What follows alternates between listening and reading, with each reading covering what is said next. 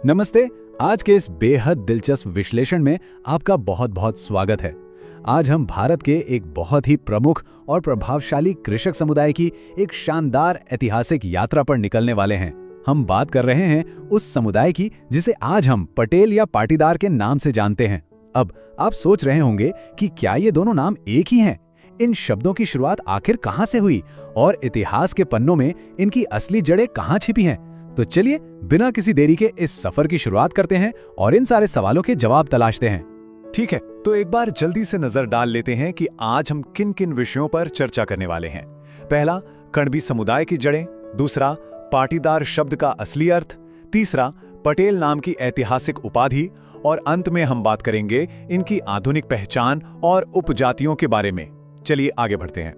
तो शुरुआत करते हैं हमारे पहले भाग से, कणबी और इस समुदाय की असली जड़ें जो सीधे तौर पर खेतीबाड़ी से जुड़ी हुई हैं। जरा सोचिए, आज हम जिन आधुनिक उपाधियों का इस्तेमाल करते हैं उनके अस्तित्व में आने से बहुत पहले इस समुदाय की पहचान क्या थी? इनकी पहचान पूरी तरह से मिट्टी और खेतों से जुड़ी हुई थी। इन्हें मूल रूप से कणबी या कुनबी कहा जाता था। इसका सीधा सा मतलब था खेती करने वाले लोग। अब समझ रहे ना, ये कोई साधारण सा नाम नहीं था। ये उनकी पूरी जिंदगी, उनका काम और उनकी सबसे बुनियादी पहचान थी जो पूरी तरह से कृषि पर ही टिकी थी। और यही वो गहरी कृषि जड़ें थीं जिन्होंने आगे चलकर गुजरात में इस समुदाय की आर्थिक संपन्नता और दबदबे की एक बहुत ही मजबूत नींव रखी। खेतों में की गई उनकी दिन रात की मेहनत और खेती के प्रति उनके जुनून ने ही समय के साथ इस कणबी समुदाय को एक बेहद प्रमुख और समृद्ध वर्ग में बदल दिया। मतलब उनकी सफलता की कहानी सीधे उनके खेतों से शुरू होती है। अब आते हैं दूसरे भाग पर, जहां हम समझेंगे कि पाटीदार का असल अर्थ क्या है और जमीन के साथ इनका रिश्ता कैसे बदला। और ये स्लाइड ना मुझे बहुत पसंद है क्योंकि ये दिखाती है कि कैसे एक शब्द में पूरा का पूरा इतिहास छिपा होता है। चलिए इस शब्द को थोड़ा तोड़ कर देखते हैं। इसका पहला हिस्सा है पाटी, जिसका मतलब होता है जमीन का एक टुकड़ा, और दूसरा हिस्सा है दार, यानी उसे धारण करने वाला या उस पर अधिकार रखने वाला। अब दोनों को मिला दीजिए, नतीजा क्या निकला? भूमि का स्वामी।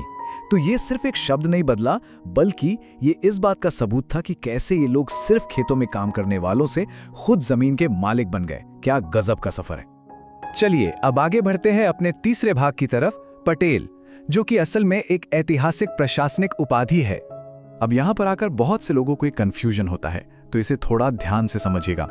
पटेल जो है ना, वो कोई जन्मजात जाति या समुदाय का नाम नहीं है, बिल्कुल नहीं। ऐतिहासिक रूप से ये गांव के मुखिया या समुदाय के एक प्रभावशाली नेता की पदवी हुआ करती थी।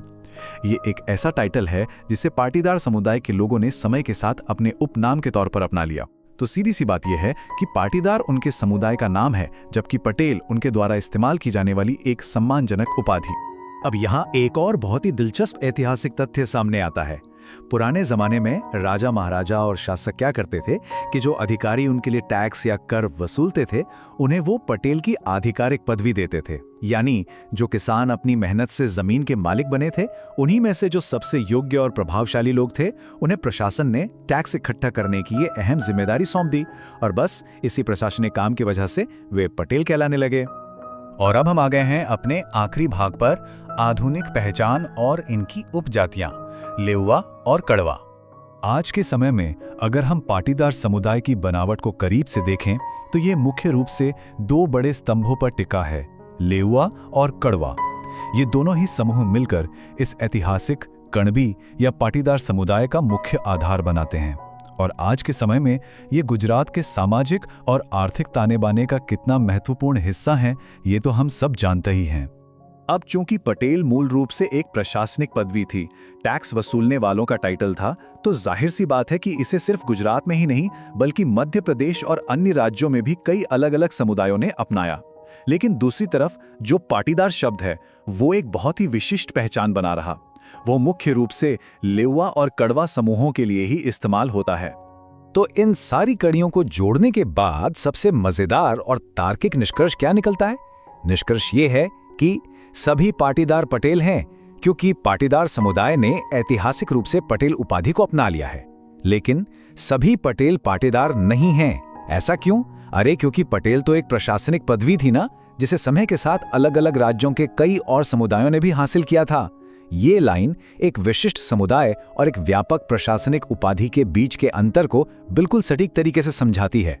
तो आज के इस पूरे विश्लेषण को हम एक बहुत ही गहरे सवाल के साथ खत्म करते। जरा सोचिए, हमारी आधुनिक पहचान का कितना हिस्सा असल में हमारे पूर्वजों के ऐतिहासिक व्यवसायों और उनकी प्रशासनिक भूमिकाओं की महज एक गूंज है। आज हमने देखा कि कैसे खेतों में काम करने वाले कण भी अपनी मेहनत से जमीन के मालिक यानी पाटीदार बने और फिर वही लोग राज्य के अधिकारी यानी पटेल कहलाए। ये पूरा सफर हमें सोचने पर मजबूर करता है कि हमारे आसपास मौजूद ऐसे और कितने ही सरनेम होंगे जिनके पीछे ऐसे ही शानदार अनकहे इतिहास छिपे होंगे। खैर, इस ऐतिहासिक यात्रा में हमारे साथ जुड़ने के लिए आपका बहुत बहुत धन्यवाद।